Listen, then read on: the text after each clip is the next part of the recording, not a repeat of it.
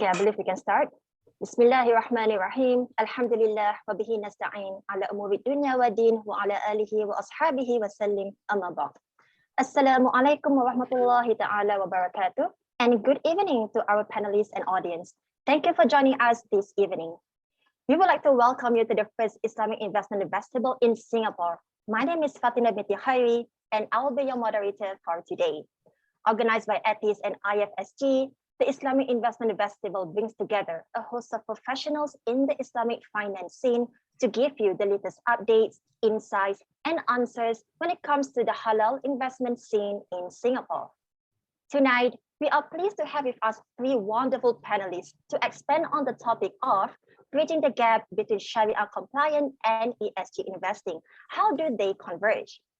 With us today, we have Mr. Suryono, advisor to Gobi Partners, Dr. Shariah, executive board member of BPK, and last but not least, Mr. Zulkarnain, head of Islamic banking from Maybank Singapore.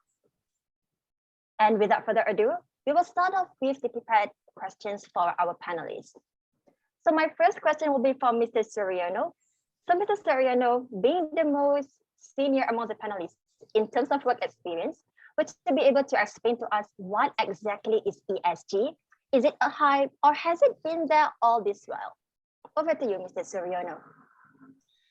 Thank you, Fatina. Bismillahirrahmanirrahim. First of all, I'd like to record my sincere thanks to the organizers, IFSG and also Ethis, for inviting myself and my fellow panelists into this session. Okay, to answer your questions about ESG, I may be speaking from the view of venture capital and also the view of from the investors' point of view. Of course, if you look at ESG, it may mean a different thing to many different people. ESG, as you know, it means environment, social, and governance. And today, the investors or consumers are very sophisticated. The consumer demands have changed over the years. If you look at the history back then of the E part of the ESG, back to COP21, I think it was during the Paris Agreement, during the 2015 December, where it sets up some targets for 2030 in terms of SDGs. So if we look at on a broad basis, whether it's from the angle of Islamic or from the investment angle, there's a lot of similarities in terms of how the approach is. If you look again on the definition of the terminology of the ESG, environmental is how a company contributes to and perform on with regards to environment challenges on the GHG or greenhouse effects, energy savings, pollution, waste, climate, and deforestation. If you look at the social or the S part, how a company manages its people, human capital management, diversity, equal opportunities, working condition, health, safety, and even on how the treatment of the staff and all that. Of course, the governance part is how a company is being managed. The appointment of the directors or the people, the staff, and also you're looking at the treatment of shareholders as well, and the independence of the board, for example, the management, the direction, and all that. So it encompasses the wholesome of how the business is to be done. And these are broad-based ideas which they believe that the company is able to perform better or yield better results, in terms of moving forward, because these companies, as they invest now, they are not only investing now, but it's also investing for the future, taking into account the climate change, which is a major subject.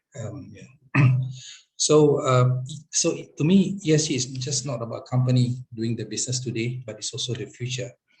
And this disruptive, again, can have a significant implication on the profitability. So there's a lot of things which I think I may cover on my second or third points of how we look at ESG, how we invest into ESG, what are the sectors, and how this ESG matrix can be looked upon. There are many, of course, organizations, throughout the world, those trying to find a common space, into defining the in terms of identifying the matrix, and I will cover that in my other points. So that's how I see how ESG is. Thank you very much, Mr. Sereno, for the wonderful sharing and the introduction on ESG for everyone. So next up, we'll move on to the second question for tonight, and this is for Dr. Shariah. Dr. Shariah, you are involved in different organizations such as AOFI and IFN. So my question is, isn't Sharia and encompassing, for everything, but why is there a need for us to further embed ESG into the Sharia Islamic finance principles, for example? Yes, Fatina, thank you for the question. Let me first greet everyone who are here this evening. Assalamualaikum warahmatullahi wabarakatuh. And thanks to Ethis and the organizing committee for having me. Yes, I agree with you. It is very correct that Sharia is all encompassing, as Sharia itself, in the literal Arabic meaning, the way to the offspring, the source of water. It is way of life, so it is all encompassing, but that does not necessarily mean that the Sharia finance is already as encompassing as Sharia itself. I would say there are three reasons why we still need to adopt ESG. If I may say in the point form, the first one will be historical, the second is current development, and the third is in terms of perception or sustainability. So what I mean by historical is, you see, when Islamic finance was developed, of course, not many people knew what is Islamic finance, what is meant, what it's supposed to actually offer this new industry. In fact, we have heard there was a failure in 1960s, prior to 1960s, when they first set up the Islamic Bank in Egypt, it didn't really do well. We survived, but then, in order to enable Islamic finance to develop, we actually introduced the easiest way to understand Islamic finance, which actually by way of negative list. So you see, what we say, you can do Islamic finance and it is considered Sharia acceptable if it does not involve maisir, gharar, or riba. In Indonesia, they call it maghrib. Or whatever is not allowed, you can do it. But of course, Sharia is not all about that. Sharia is wider than this. The whole idea of Sharia, maqasid Sharia, what we serve, are those aspects that to serve the life. So it is very much equivalent to ESG, but this is not necessarily the way or the process in Sharia banking. And therefore, let me give you a simple example. When it comes to give financing, we can give to any halal financing, construct house, construct building, whatsoever. This is halal because there's no Sharia injunction that prohibit it. But if I take Indonesia, Jakarta, for example, is the fastest sinking city.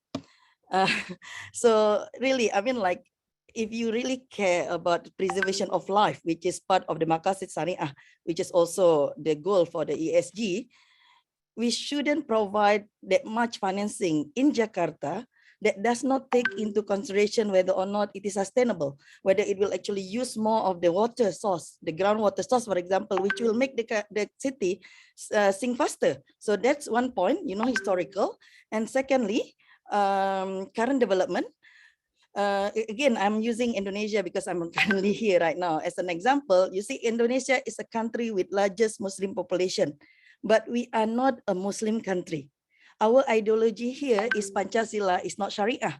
Therefore, we cannot force Sharia to everybody. You cannot say because we have the most Muslim in this country, so everyone has to adopt Sharia. You have to, and therefore you have to embrace ESG. This is not the way, because this is not our ideology in Indonesia.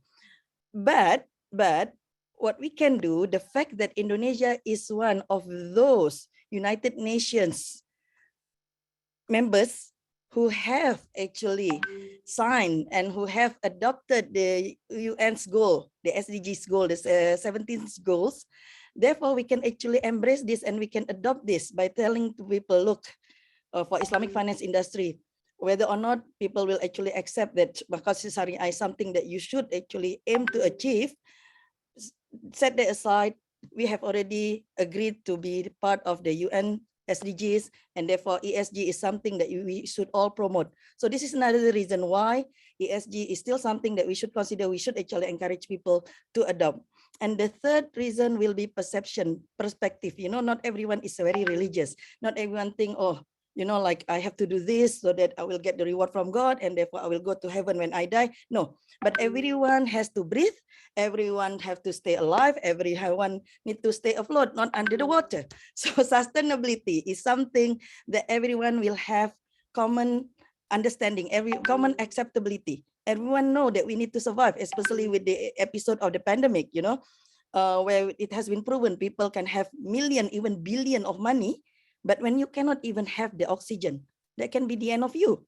So, and therefore, you see, if the idea of Sharia may not be an acceptable reason for people to accept why we have to do these good things, why we have to serve the environment, the social aspects of life, the governance, then we can actually use ESG.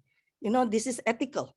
The idea of it is being ethical. Again, if I give example of Jakarta, if we say that, oh, Islamic finance, you cannot actually simply give financing that is not responsible, that can actually make Jakarta sink faster. And you use Sharia as a reason, people may not actually, what has Sharia has anything to do with this? Although, you know, if you go back to the idea of Sharia way of life, we have to preserve life. This is way, of course, this is the way to go. But if you use ethical perception that, look, this is the ethical way of doing it, and this is also preserving the environment and preserving our life. Because look, between 2008 to 2018, Jakarta has sunk by 2.5 meter. And it is sinking at the rate of in certain area at the rate in certain area 25 centimeter per year, and at the aggregate it 1 to 15 centimeter per year. If we don't actually stop this fast rate of sinking of the country, and we in the Islamic finance are not paying attention, thinking that Jakarta sinking or not has nothing to do with Sharia, then at least consider the ethical aspect of it, consider the environmental aspect of it, and consider that even Sharia actually asks us to preserve life, to preserve property, to preserve posterity, and all this have everything to do with ESG. That's very insightful, Dr. Huria. Thank you very much once again for explaining to all of us here from the on behalf of the audience. Right. So we're going to move on with our third question, and this is first to Mr. Zul. So Mr. Zul, as head of Islamic banking in Singapore, you have overseen the launch of several ESG-linked products, such as the Royal Brothers Green Financing, the Maggie I Fund, and Islamic Auto Financing for electric vehicles. How has the response been in Singapore so far, especially from the Muslims, when it comes to combining both ESG and Sharia? Over to you, Mr. Zul. Thank you, Fatina, for your question. First and foremost, on behalf of Maybank Singapore, happy Eid Mubarak, Selamat Hari Raya Maazabatin to all. And thanks to IFSG under the leadership of Mr. Ridwan and Ethis under the leadership of Umar Munshi for inviting me to this event. Regards to your questions on the green and ESG link solution that Maybank has launched so far, we have been heartened and grateful that we have received encouraging and positive response.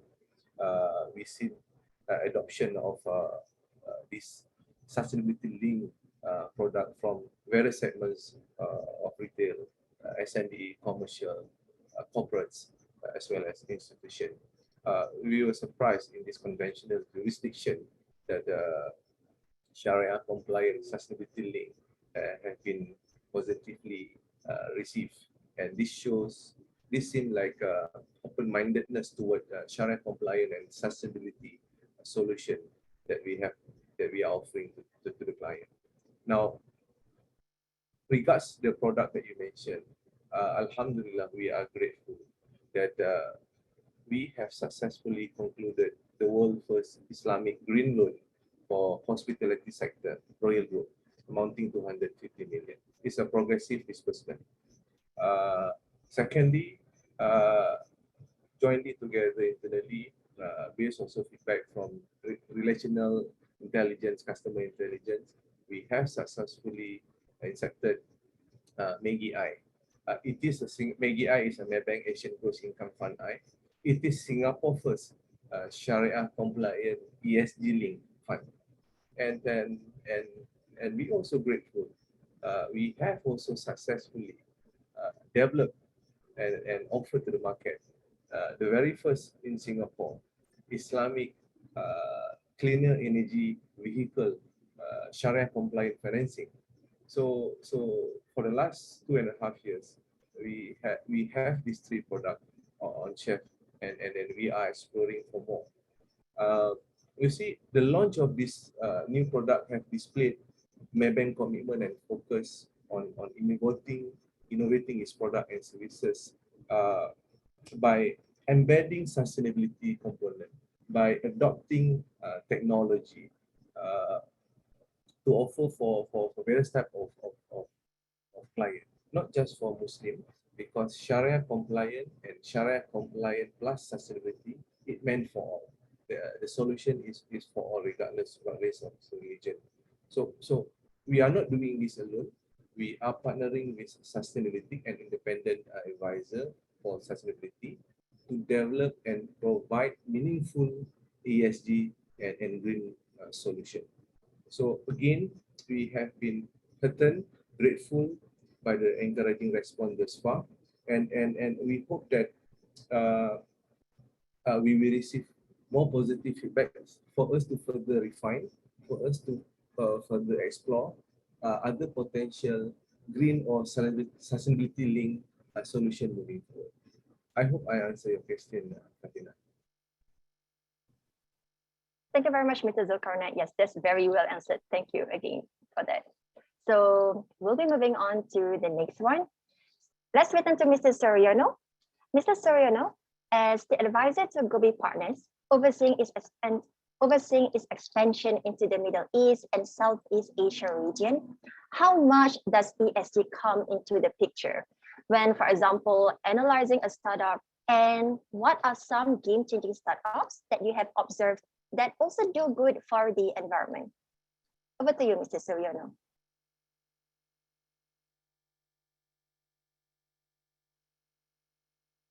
Excuse me, Mr. Soriano, you are on mute. Thanks, Fatina. From the Gobi's point of view, my role is an advisor for the expansion of the business in Southeast Asia and also Middle East and Africa. If we look at the whole scheme of things, we always go back to the supply demand, the market demographics, the verticals, and also the amount of technology available and the flow of commerce. So again, we look, for us, we are managing institutional funds, investors, where the fiduciary duty for us is to ensure that the investments are responsibly being managed, and also to give them a certain returns, along the way. So if you look at the opportunities again, from where Indonesia, Asia, Pakistan, Middle East, and also Africa, you're looking at Indonesia, maybe about 280 million, Malaysia, 35 million, Pakistan, 200 million, whole of GCC, 65 million, and you are looking at 1.2 billion potentially in South Africa. And there is a common denomination which is serving the Muslim consumers and community. So again, what drives the business model that we're looking at, investments? Again, we're looking at, as I mentioned, the verticals, and also, and the recent pandemic has accelerated somehow the technology, and also the business models have changed a lot. And in terms of the focus for our group, there are two main focus within the ESG that we're looking at. One has been always giving the Muslim community a larger, pie of the commerce of business, and the other one we're looking at is the underserved community, which is basically the women and women entrepreneurs. Recently, we have just launched a women entrepreneurs fund in Indonesia, potentially fund them and give them opportunity. They are the underserved. These are not in the cities of Jakarta, but these are on the outer cities. In Surabaya and whatnot. So we believe that in this sense, the DNA of our company has always been trying to look at the underserved and all that. Again, if you look at the whole scheme of thing, and you're looking at the circular economy again, you look at the FMGC, the waste management, packaging, and logistics. So there's a lot of opportunities if you look for us, and I fully agree with my fellow colleague Dr. Guria that we look at the objectivity of how we live and what's the opportunities which entails now at this moment. So we have to look at what is the opportunities across the region, the group, and this again. You look at Islamic economy. There's so many verticals which we can focus on. And if you look at some of the portfolio companies that we have invested, I would just to name some of the portfolios. Company that we invested in Malaysia. It has become the world #1 drone company called Aerodine. Although it's a drone company, technology company, but digitalization and implementation, which helps to serve the agri sector, for example, in terms of pest control mitigation. So, and all this on the river side, it helps to increase the yield and also food security. And we have some other companies, as we mentioned. To start with, we are also a signatory of the UN Global Compact, UNGC. We're also a signatory Gobi at the Women's Empowerment Principles by the UN Women. So these are the basic guidelines which we look at, will provide us some guidelines as to how to approach investments and how to approach the ESG criteria or matrix. At the end of the day, we are looking at opportunities again, which intend because there are a couple of levels here, if I can share. The VC industry itself is a nascent industry in this part of the world. So to push for an Islamic VC, yes, there is a huge opportunity, but it will take time because there's go beyond just the structuring of a company. Next, you're looking at the verticals of the industry again. So, and next, if you want to juxtapose this with the SDG. So if you want to look for a perfect solution or time, it will take time. But at this point in time, what we believe is to serve what is available at this point in time to give holistic for benefit for everyone. So I think that's my view. Thank you very much, Mr. Suryono, once again for the sharing on the startup landscape. So we'll move on to Dr. Haria again. Dr. Haria, you are a strategic advisor to the Islamic FinTech Alliance. Do you still see a gap in Islamic FinTech companies trying to tackle ESG issues, or have these FinTech companies been active in finding ways on how they can champion the cause of democratizing finance and doing well on the base of ESG?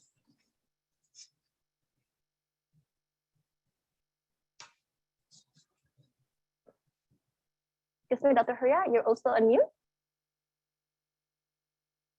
And I was talking and talking, thinking that you could hear to me. Thank you, Fatina. Let me repeat the first few minutes what I said, what I conveyed just now. Yeah, thank you for the question. This is a very apt and very spot-on question to ask during this, with all the development that we are seeing happening at the moment. And I'm quite happy that even our fellow panelist, Suryono, just now, he did mention about the focus of women enablement that is also being offered by his institution. So well done and thank you for that, Suryono. First of all, let me actually also express I would say I'm quite proud with Islamic FinTech, Fatina, because believe it or not, when it comes to gender equality, I'm not saying that we are there yet, but at least when it comes to the total, the aggregate number of women leaders for Islamic FinTech, we are 1/4 of the total. And we are nowhere when it comes to fintech as a general, demography. So yeah, well done, and I'm hoping to see more. We have done by nature, because Islamic fintech are actually based and encouraged, motivated by the principles, Islamic principles, ways of doing business. By that alone, we are already halfway there. So by that alone, we are already motivated to do, to avoid things which are not actually allowed by Islam, and most probably they are not ethical either. It's just that if anything that could be improved, most of the Islamic fintech that we have done, and this is not only in particular with respect to Islamic fintech, actually also with the fintech as general, there are too much focus on social aspect, either social aspect or on the environmental aspect, in the sense that, well, when it comes to financing, focus on ESG, focus on innovation, this is one way to actually get people, for the fintech company to actually drive them to focus their offerings, services, to attract investors who are actually looking for this kind of portfolio. But then because of this, you would have noticed that climate tech is one of the fastest subsectors to emerge within the fintech. And like, everyone is actually looking at the report, how much institution reduce the emission from the operation, and like how much fintech company can help them doing this, which I'm not saying is a bad thing, it's a good thing. It's just that I'm hoping there are more actually given on the other aspect, because in order to have the Islamic fintech to make more impact, I like to call it, rather than not just ESG screening, because this is what most of us are doing right now, but we should do impact investing, impact activities, in the sense that, those Islamic fintech companies that claim themselves to be doing ESG, they must see impact in what they have to aim for the impact. And similarly, those people who invest in ESG or shariah, they must also look at the impact from what they actually aim to do. So in order to do this, we can actually, do certain things, certain action, which I will encourage people to do in order to, if you call it a gap, maybe reduce the gap, or rather for me, I would like to call it as improving what we already, the current state that we have.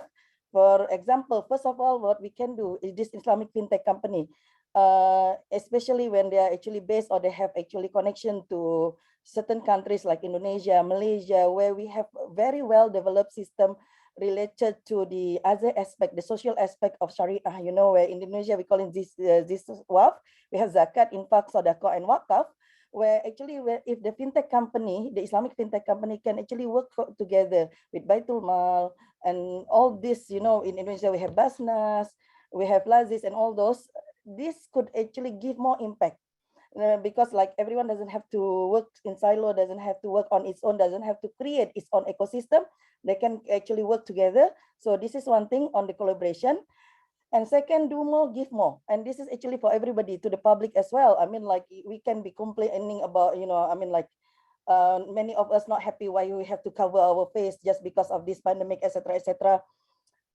Well, maybe it's a way of God reminding us, look, people, you need to do something about the environment. You need to do something about your society, about the planet where we live. And therefore, we need to do more. We need to give more, do more, in the sense that, there is this one fintech company I highly like their business model, where basically for this particular service they do, if people will actually take the service, this particular service from this company, I wouldn't mention the name, for each service taken by the people, they actually plant tree.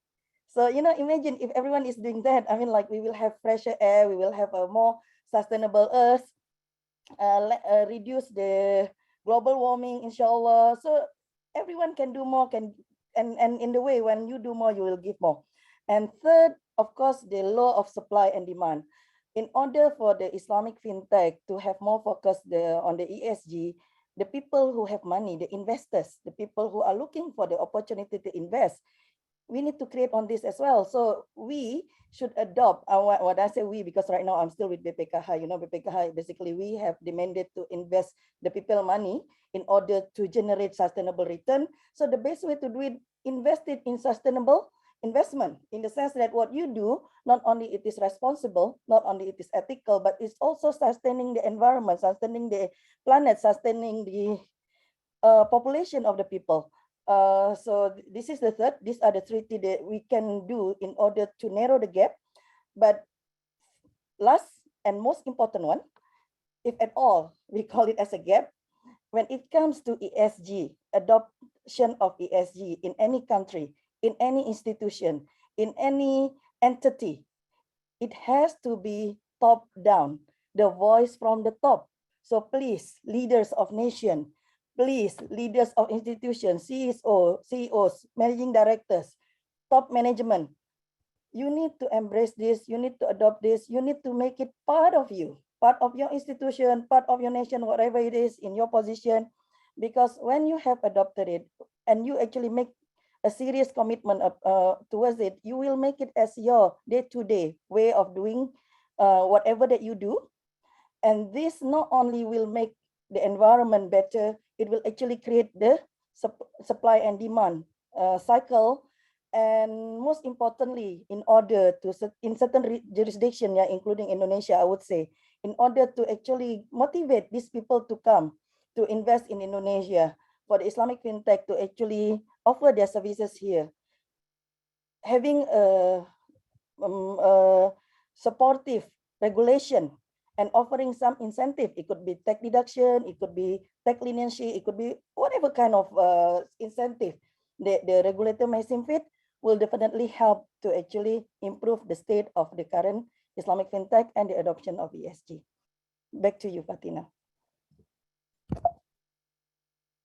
Thank you very much, Dr. Huria. Such a very deep and a wonderful reminder from you, which we really appreciate. So talking about creating opportunities for Islamic finance investment, I would like to follow a question to Mr. Zul. Mr. Zul, you oversaw the launch of the Maybank Asian Growth and Income Fund, which embeds ESG screening besides machine learning and active management. What more can investors and Singaporean Muslims expect in the future from Maybank Islamic in Singapore? And is it true that Singapore is too small a market for any product to reach economies of scale? Over to you, Mr. Zul. Thanks for this popular question, not from the organizer, also from our client as well as our top level. The popular question is what's next? And we have to crack our head to meet that. You see, product development, Islamic finance product development is a require multi processes, several parties. At the same time, we have to strike the balance to speed for the market. It has to be sensible. It has to make sense in terms of financially, operationally. The intention at Maybank Singapore not to complete the product menu, not to be the very first in the country for all solutions. We have to be nimble, agile, and selective in coming out with new solution.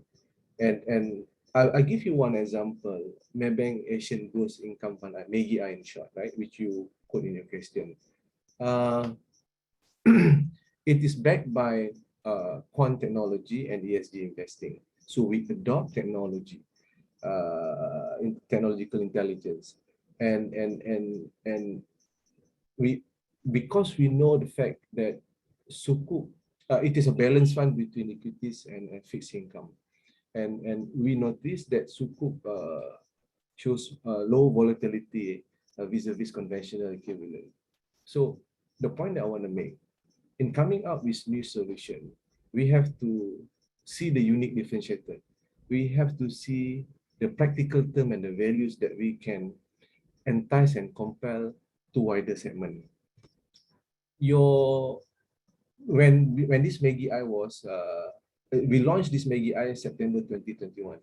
So in less than 2 years, Alhamdulillah, we have garnered AUM about 100 million. We were surprised by the overwhelming response. Because why? Because the basis of we believe in the values that can compel to wider segment. Now, your question whether Muslim segment in Singapore is too small for any financial institution to meet the economy of scale? Yes, my short answer. Let me explain to you. Which I mentioned earlier, we have to ensure that the financial projection is sufficient enough for us to maintain the product. Okay? And because we have resources, we have to put not just one product, but any other solution that we have on shelf, we have to manage it. Okay. Now, when we launch Maggie Eye, it is not because we don't believe the market is big enough, is small or what, but rather the practical term that I mentioned earlier, and the unique feature of the product. And at the same time, we want to meet the growth in sophistication of financial institutions from various segments. So we launched it. Alhamdulillah, I mentioned AUM has been positive, and we hope to garner more placement from various segments, Muslim and non-Muslim. Now, so once you have product with values, then this product, which are naturally, ethically focused, socially responsible, it will not just benefit the Muslim community. It will definitely benefit and add value to investor wants to advocate socially responsible investing, or to be part in championing ESG agenda. Because individual capacity, the limitation that they have to participate in ESG is quite small. But by participating in shariah compliant, sustainability linked or green solution, the impact will be more meaningful. See, we at Maybank Singapore, we always try to meet customer needs, and the formulation of our shariah compliant plus sustainability product is always on demand driven. So it is very important, both sides of the supply by financial institution and the demand from various segments, Muslim, non-Muslim, retail and non-retail, institutional, to ensure that the growth of Islamic finance industry going on upward trends. And Islamic finance in Singapore is currently at a growth stage. And Maybank, as what public seen as one of the leaders, it requires coordinated effort with all parties for us to really move the needle. Back to you. Yeah. Thank you very much, Mr. Zulkarnain, for that. Right. The next question will be touching on the education to the public on ESG. And I'll pose this question to Dr. Huria. Dr. Huria, you were an IMF expert in Islamic finance, as well as a master trainer for AOV, among other notable positions.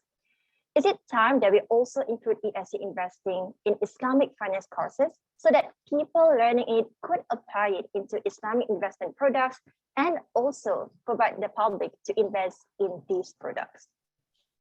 Yes, I completely agree with the notion. It should be actually made part of Islamic finance courses, not only Islamic finance. You know, as a matter of fact, believe it or not, sometimes, you know, they can call it with whatever name. In Cambridge, I give you an example because I took the course 2 years ago. They have this circular economy offered there. The point is, you see, in order, you see, Encik Zulkarnain did mention about they will do something because there is demand. Of course, the low supply and demand. So yeah, in order to create demand, you need to get more people to understand it, to understand that they need it, why they need it. As simple, you know, sometimes the joke that I made, imagine you have so much money, try to count your money while holding your breath. How long can you do that? Can you, especially if your money rupiah, you know, by the time of 1 juta rupiah, I don't know, you faint already. But that's the joke. Joke aside, yes, definitely. Because, you know, that's not as simple as that anymore. You see, it's not just about passion. It's not just about doing it, but you must know what to do. What you need to do, because, you know, again, I pick up from Encik Zulkarnain the word agile, because this is what I've been telling, and tomorrow I'll be having also training. I will actually explain to the people what is the meaning of agile, because what is important now, not about the speed anymore. Because what's the point of having the speed, but you are not actually serving the very purpose that you want to serve? Or maybe it is not sustainable. Because the truth is, with everything that is happening at the moment, you know, this instability of political situation in the world, the pandemic, some people think the pandemic has ended, some people think it is still ongoing. In Indonesia, PPKM has just been extended for unknown period of time. So with all this extent of uncertainty, which we have not seen in ages, you know, I have witnessed and I have been part of the global financial crisis a few times. But the uncertainty that we are facing right now is something that we have not seen, maybe in our lifetime, you see. So being agile is very important because we need to do what is right in the most efficient and effective manner. When we know that something, what we thought was true, then it is proven is not correct, we have to be able to adapt. We have to be able to switch quickly.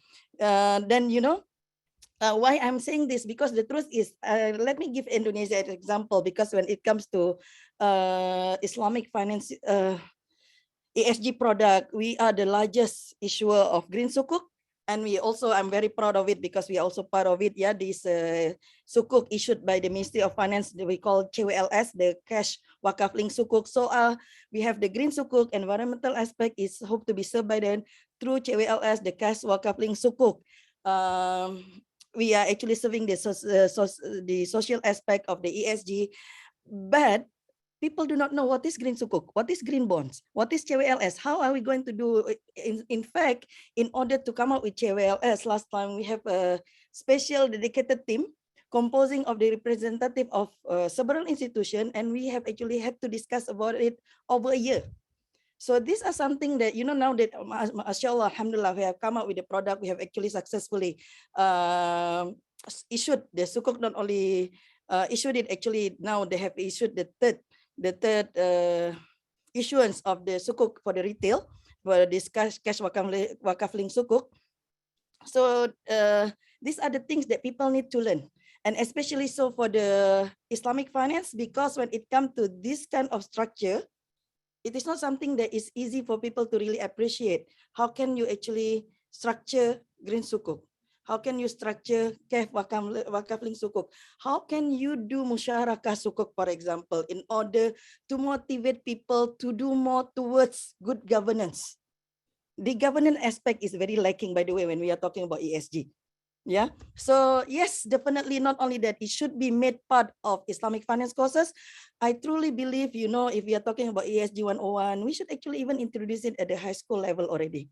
And then, you know, there's the more sophisticated part when it comes to structuring the product itself, when it comes to introducing what can be used as the fundamental in creating those product that is serving the ESG focus, Islamic finance, for instance, then this could be offered at the high level, at the college, at the universities as part of Islamic finance, or even finance as general, or even economy.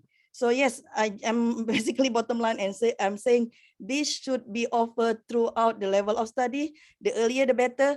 The more sophisticated one can be offered as part of Islamic finance courses. Thank you very much for sharing your opinion, Dr. Shariah. So we have a follow-up question for you again. And that is, when we're talking about the Sharia screening framework for investing in securities, it only takes into account debt, receivables, cash, and tainted income. Is there work being done to add another layer of screening that involves ESG?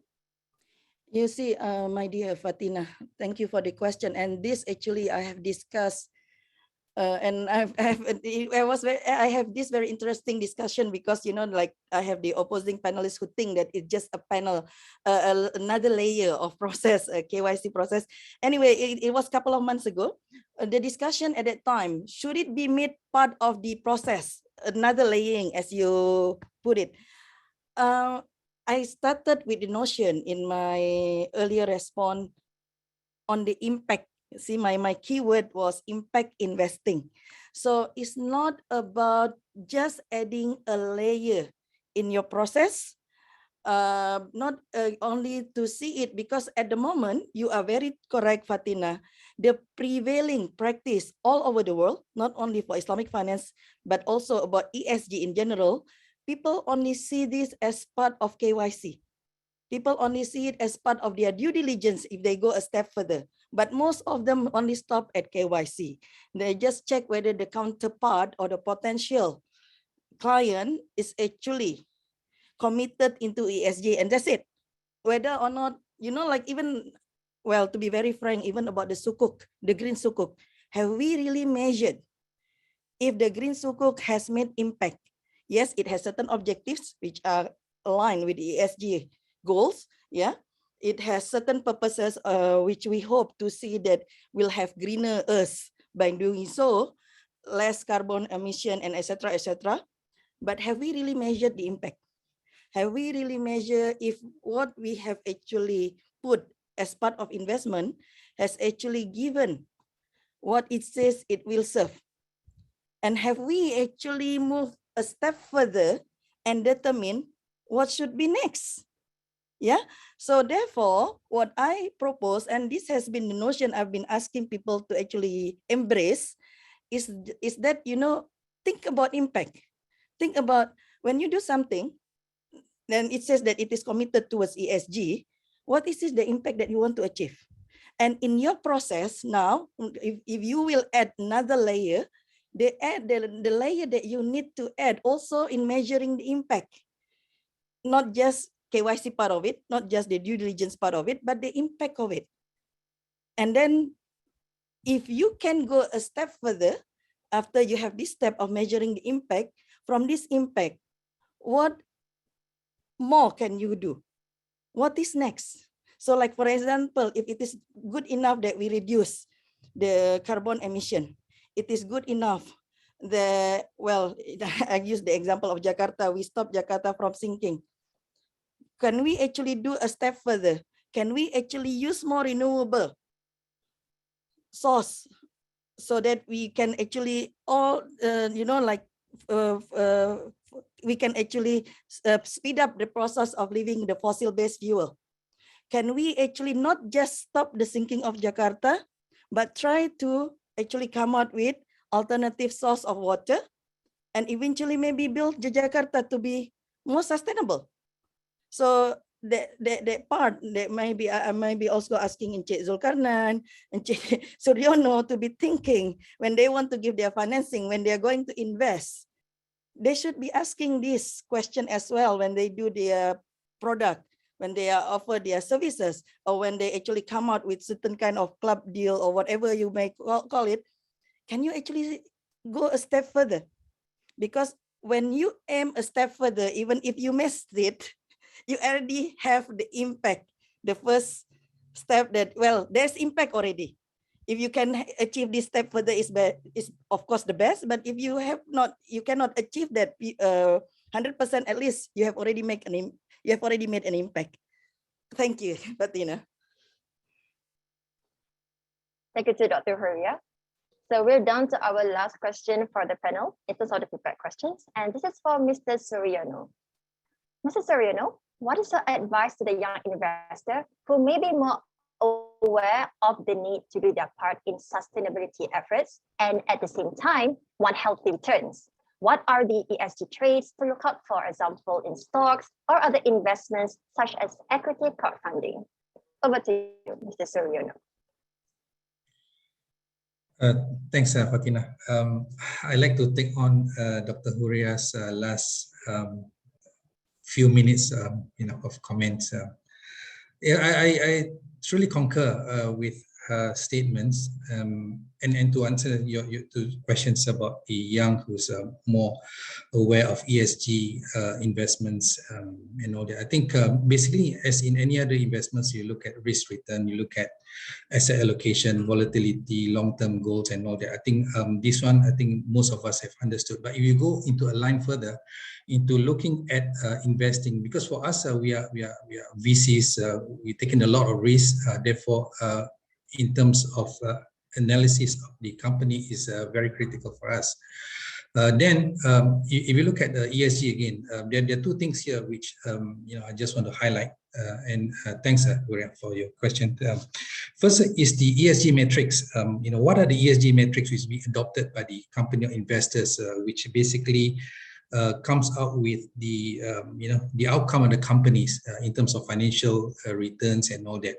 That is one part of the equation. The other part of the equation is what is the impact metrics. So we need to understand what is the ESG metrics, which the company's performance, and again on top of that, how does this company create the impact? What is it, social impact, or is it environmental impact and all that?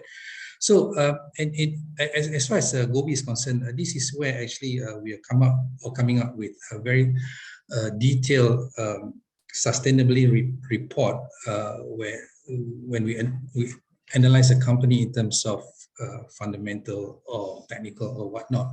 This is is understood as in any investments, but we look further into developing policies or guidelines into understanding the character of the companies. What is the ESG policy regards to statement of intent, approach, exclusion, lease, HR, and all that? And it's not just a matter of just on the surface, but it's actually what are you going to do about it? Because where VCs are concerned, where deployment of capital is concerned, where you're dealing directly with the shareholders and you're shaping the company, this is the best time for you to shape up in terms of financing, in terms of whether you want to do shariah, in terms of HR, IT, whatever it is. So this is the best time which actually you can shape out the company along the way, which what the company wants to do. So this is from the company's point of view. From the investor's point of view, again, to each his own.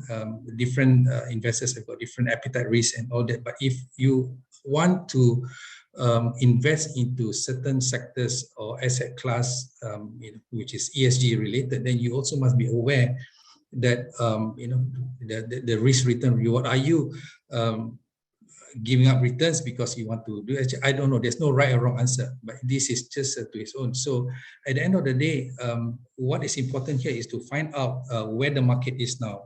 The market before, it was just traditionally talking about the factors, just focusing on competitive returns. But now as the market evolves and getting more sophisticated into ESG, you're looking at ESG risk management protocols. You're looking at what the companies is able to add into the high impact solutions along the way. So all this, when you put it together into a portfolio, then there's no end to it, but it's up to the fund managers to select the best class according to what investors want. So I think for the young investors, I think they should be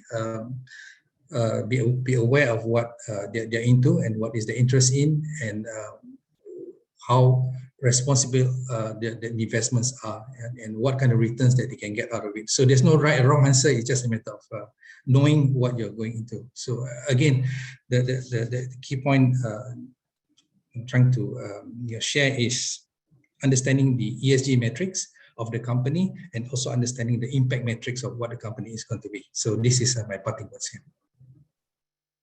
Thank you very much, Mr. Sereno, for your concise summary.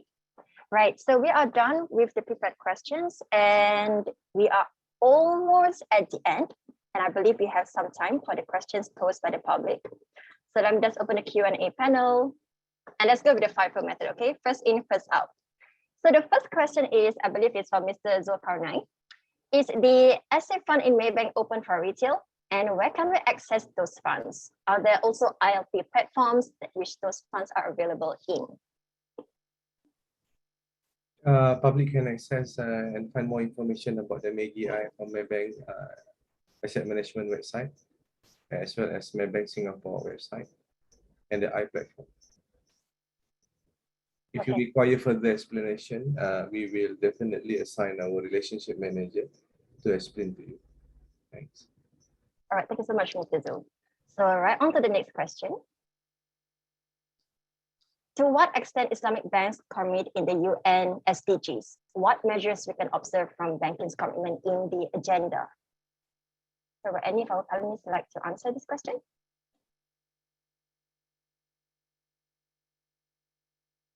Yeah, Fatina, if I may just share the experience in Indonesia, because being the signatory to ESG, the SDGs goals of United Nations, of course, it has been, we do have the master plan in Indonesia. And this has been cascaded to all the banks, including Islamic banks. So basically, most of the banks here, as I'm aware, they already have their policy. If not all, yeah, it could be all. I've not done the survey to make sure that they all have it, but most of them, they already have the SDG policies and the commitment to meeting the goals. And this is actually for some banks, they even have like a dedicated team to look into this. If I may just say a step further to this, unfortunately, well, this is good that, you know, the voice from the top down initiative is already there. It's just that I have not seen how far this has been implemented. So we've seen the policy, we've seen how the actions they aim to achieve, but they have not really measured the effectiveness and the extent of implementation. And in order to see whether what is intended by the top leader, by the president of Indonesia in this case, is actually well implemented at the industrial level at the Islamic finance, maybe you know, the regulator could actually do either survey, or they could actually ask them to do regular reporting as to the impact as well as the measure of the extent of the implementation of each of the policy that they have already had in place. If I could add on to that question, taking point mentioned by Dr. Huraya earlier, which education is essential for us to educate as many people as possible, retail and non-retail, what is sustainability is like. Greenwashing is something that we have to avoid. Making products sustainable or green, it is not labeling process. It has to be meaningful in short, medium, and long term. For Maybank Group, going green and being socially responsible among our strategic priorities, Fatina. As we mainstream sustainability under Maybank M25, our long-term plan, we integrate ESG consideration into our policies, practice, and decision-making. And in addition to that, we believe in inherent value of Islamic finance. Dr. Hurara mentioned earlier that there are overlapped area of Islamic finance and accessibility. Okay. I agree with that. The Islamic finance, it is not 100% sustainability yet. I believe that the S part, the G part, the social part, and governance parts, Islamic finance carries that two values. But the E part, the environmental impact part, this is something that the practitioners are working together with reputable independent party to ensure that the parameter set, the threshold set can bring really short, medium, and long-term impact for the environment, for the planet that we serve. Thanks. Thank you, Dr. Huria. Thank you, Mr. Zulkarnain. So let's see what other questions we have here. Okay, so the next one is, can we safely say that all SC products are ESG, but not all ESG are shariah compliant? SC shariah compliant. May I take this as well? Yes, please. Well, if you do shariah as in shariah that is aimed to serve the maqasid shariah, I would say all shariah products and services are ESG. If that what you do, but the reality in Islamic finance industry all over the world, not in Indonesia, Malaysia, or just certain part of the GCC, whatever you call it, yeah. The reality that we still adopt the negative list kind of approach, and therefore there are these two separate area where something Sharia compliant not necessarily ESG, and something ESG not necessarily Sharia compliant. Let me give a simple example how ESG not necessarily Sharia compliant when it comes to financing, conventional banking. Any transaction involving riba, it could be very environmental friendly, it could be very highly social aspect involved there, or even for governance purposes, but it is not Sharia. So that's easy. Or even, you know, it could be a very circular kind of pig farm. So it's actually, you know, recycle everything. So it's environmental friendly, but it is not Sharia compliant. It can never be Sharia compliant. Binary. So there are areas with definitely they could be ESG, but not definitely not Sharia compliant, even for the for the negative list approach. But then again, you know, because we use the negative list approach on the basis that al-aslu fil asya al-ibaha, the assumption that everything when it comes to muamalah transaction is allowed hatta yadullu dalil ala tahrimihi, until there is actually provision that make it illegal. Therefore, when it comes about financing, for example, fuel basis, fossil basis fuel, so this is Sharia compliant because it is not prohibited by Sharia. But is it actually environmental friendly? Not necessarily. When you actually allow finance the construction of mall, a hotel, Sharia compliant hotel, assuming houses, schools, or even Sharia Islamic boarding school in Jakarta, it could be very Sharia compliant. But look at the aspect of it. If it is just a pure construction, not bothering about the environment, it will make Jakarta sink even faster. So as long as the Islamic finance industry keep on using this approach, I call it negative list approach, we cannot be identical with ESG, never. But when we have actually moved, we have actually improved ourselves to the stage where Wama khalaqtul jinna wal insa illa liya'budun, Allah said, and we do not actually create man, well, jinn, except to actually obey Allah. When we want to obey Allah, we have to actually serve the maqasid syariah. We have to actually, you know, whatever we do, Islamic finance or otherwise, even when we breathe, we have to actually preserve life, preserve prosperity, preserve intellect, preserve the faith, and preserve lineage. When we do this, definitely, whatever we do, it will be ESG. So until then, the answer is still no. Right, thank you for the clarification, Dr. Furia. So this will be our last question for tonight. And this is it. Okay, Assalamualaikum. Speaking of supply and demand, it was mentioned that Singapore has a low demand for halal investment. If this is the case, why can't we make it compulsory? Something like MBMF, which is mandatory for all working Muslims in Singapore. From there, we can slowly educate the population with more halal investment options. This will allow service providers to offer more, and eventually customers will expand their portfolio. So that's a question, and open for the panelists. People from Singapore.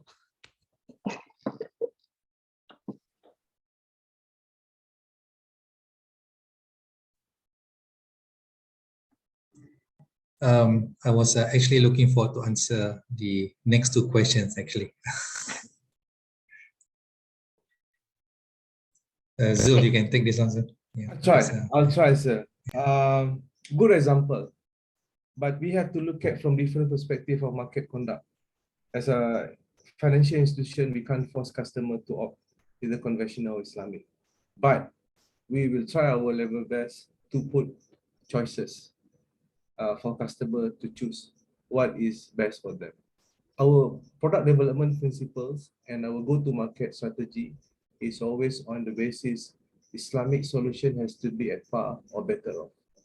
Based on my experience dealing with retail, corporate, institutional investor, the pricing is always the deal breaker in Singapore context. It requires time and effort for us to educate why sustainability, why Sharia compliant. So it's choice. The choice is on customer's hand. We may don't have a complete Sharia compliant solution to offer to our Muslim segment, but those available, something that they should start and begin with. So don't wait for the most sexiest Sharia compliant sustainability product for you to subscribe. What available as a basic Sharia compliant product that you can play a role to partake. I hope I answer the audience question. Right, thank you very much for your response, Mr. Zulkarnain. So I know it was the last question, but of course we would like to, benefit from Mr. Sereno's wisdom. So Mr. Sereno, I believe you said that you you want to answer the next two questions, right? Would you like to pick which of the questions you like to answer?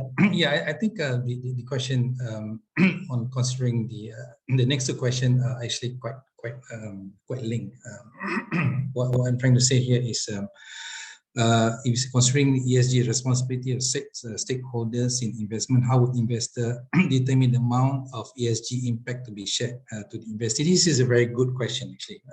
Therefore, when you look at investing into a company which is into ESG guidelines and all that, then the next question, that's why I was early on trying to stress about the two matrix of the company and matrix of impact. And although most of the investments come into the matrix of the company performance, which translates to financial performance and all that, but this financial performance of the company has got a direct, a growth opportunity if the company creates an impact to the sector. For example, just as I mentioned, Aerodine is a data company, it's a drone company, it's an AI company, it's a technology company. It's got nothing to do with agriculture. But the fact that these companies serve the agriculture sector, and it helps to mitigate the risk, it helps to on the pest control, it helps on increasing the yield.